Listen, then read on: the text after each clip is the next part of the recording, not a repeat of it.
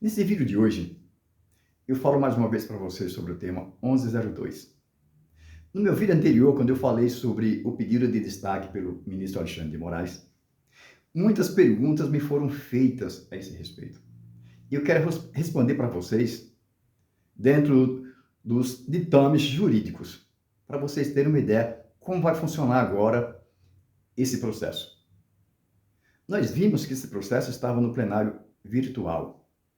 Tivemos aqueles 4 votos a favor dos aposentados e provavelmente seria só aqueles 4 votos. A não ser que aqueles ministros que votaram contra os aposentados, na ocasião do julgamento do recurso extraordinário, pudessem mudar de opinião. Mas isso era improvável. Mesmo porque cada ministro apenas depositava o seu voto. Seguia o relator, ou seguia o ministro Alexandre de Moraes do voto. Aliás, o ministro Zanin, que é o voto vista. E vimos que os 4 ministros que votaram a favor dos aposentados na ocasião do recurso extraordinário votaram também agora, que foi o ministro Alexandre de Moraes, a ministra Rosa Weber, o ministro Edson Fachin e a ministra Carmen Lúcia. E os demais ministros não sabíamos se algum deles iria votar a favor dos aposentados. Por conta disso, vários pedidos de questão de ordem foram feitos nesse processo, como vocês sabem, no julgamento desses embargos de declaração. Porque essas pessoas temiam que os ministros formassem maioria e realmente anulassem esses embargos de declaração, anulasse o acórdão e devolvesse para o STJ para novo julgamento. E vários pedidos de questão de ordem foram feitos nesse processo, no julgamento desse embargo de declaração. Acredito que por conta disto, o ministro Alexandre de Moraes, não encontrando outra alternativa, ele pediu destaque nesse processo para que esse processo seja julgado no plenário físico. Mas o que eu quero falar para vocês aqui é como vai funcionar agora no plenário físico. Porque nós vemos que no plenário virtual, apenas o ministro vai e deposita o seu voto. E a sessão de julgamento do plenário virtual também é diferente. Fica mais à vontade, porque cada ministro vai lá e deposita o seu voto. No plenário físico é diferente, porque tem uma sessão de julgamento e tem que formar todos os ministros naquela sessão de julgamento, para que possa votar. E agora vai funcionar da seguinte forma. Me perguntaram, quem é que põe o processo em pauta para julgamento? Funciona da seguinte forma.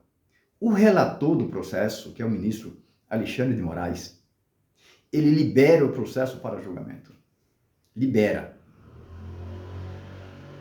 para o julgamento. Mas quem põe esse processo para julgamento é o presidente. Quando você vê lá, o processo está concluído com o relator, é porque ele está à disposição do relator, e o relator põe à disposição do presidente do STF, que hoje é o ministro Barroso. E o ministro presidente é que põe o processo na pauta de julgamento, para o julgamento. Põe na pauta de julgamento, faz a publicação no Diário de Justiça eletrônico e o processo vai para julgamento. Entra na pauta para julgamento. O que acontece aqui? Nesse mês de dezembro, nós temos julgamento no dia 5, que é amanhã, no dia 6, no dia 7, no dia 13 e dia 14. E no dia 19, apenas será a sessão de encerramento do ano judiciário de 2023. Se tiver alguma sobra de processo que não foi julgado no dia 14, provavelmente nessa sessão de julgamento eles julguem alguma sobra. E para o mês de janeiro, não tem pauta ainda de julgamento. Nem janeiro, nem fevereiro. Não tem pauta.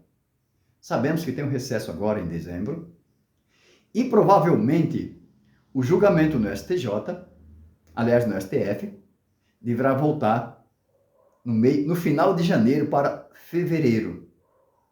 Aí esse processo entrará na pauta para julgamento, mas o relator libera e o presidente é que vai analisar se entra na pauta de julgamento primeiro, logo no começo do ano, ou se vai empurrando com a barriga. Infelizmente, é isso que acontece. Nós vimos o que falou o próprio ministro Barroso no julgamento daquela ação direta de inconstitucionalidade que trata da correção do fundo de garantia do tempo de serviço. Ele é o relator daquele processo. E ele falou o seguinte: várias vezes eu liberava o processo para julgamento. Mas aí vinha um e falava: não pode agora porque o país está em recessão. Eu liberava de novo. Não pode agora porque o país está em desemprego. Eu liberava de novo. Não pode agora porque o país está em pandemia. Aí ele entendeu agora, como vocês viram, que entrou para julgamento, com aquele pedido de vista do ministro Zanin. Ele liberou e disse o seguinte: agora o país não está em desemprego, o país não está em recessão, o país está crescendo, a economia está bem e o país não está em pandemia. Então, é um momento oportuno para que seja julgado o processo.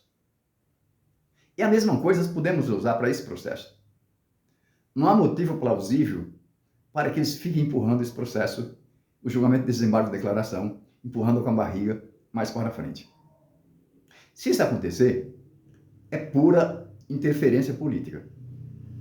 Não devemos esquecer que litigar contra as autarquias do governo federal é muito difícil.